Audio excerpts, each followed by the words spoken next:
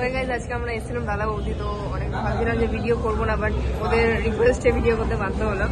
দেখো আমাদের মাটন বিরিয়ানি চলে এসেছে। আমরা কিন্তু এর আগে একটা কাটলেট খেয়েছি, বাট তার কোনো ভিডিও আমাদের কাছে নেই, এটা একটা ভিডিও করছি।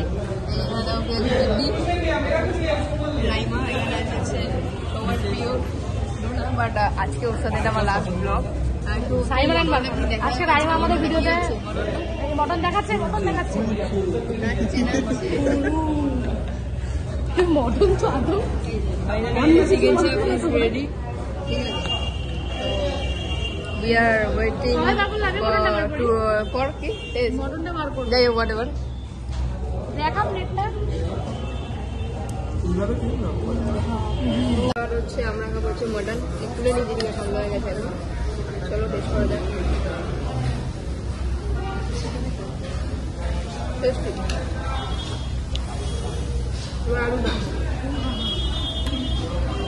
আলু কথা কিছু বলার নেই, আলুটা আউটস্ট্যান্ডিং হলো, বাট একটুখানি বলা এবং ভালো লাগলো। ডোনা তো খেয়েই যাচ্ছে পাগলের মতো। এটা ছিল ইনসেন বাইট, এর মধ্যে মটন, চিকেন, চাপ, গ্রেভি, আলু, রাইস সব আছে। এখন আমি ফার্স্ট বাইট নিচ্ছি। এবার একটু সাথে সাথে ট্রাই করছি।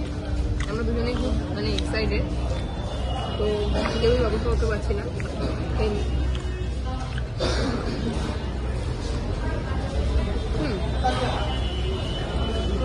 বেশ ভালো, এই নিয়ে কোনো প্রশ্ন নেই যে কেমন খেতে, আউটস্ট্যান্ডিং।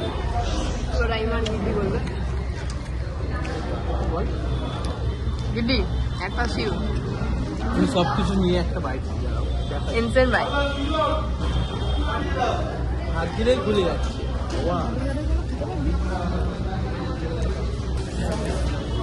कंट्रोल कंट्रोल কি লাল লাল জ্বলছে, জাস্ট অ্যামেজিং। এবার তুমি?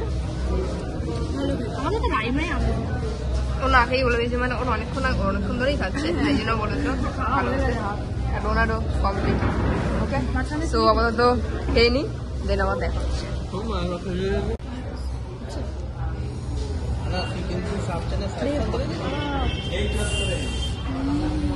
রিয়াকশন দেখো, রিয়াকশন।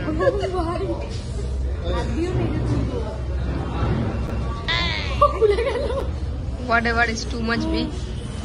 রাইসের থেকে মটন বেশি। রাইমা কিন্তু মানে কি বলবো, এখনো খাওয়া হয়ে গেছে। আমি কি খুব সুন্দর একটা ঘিয়ের গন্ধ বেরোচ্ছে, টেস্টি সুন্দর একটা ঘিয়ের গন্ধ বেরোচ্ছে। আর ওপর দিয়ে আমরা ঘিটা গিড্ডির ঘি খুলে মানে মটনটা খুলে গেছে, ঠিক আছে। লাফাচ্ছে সে লাফাচ্ছে।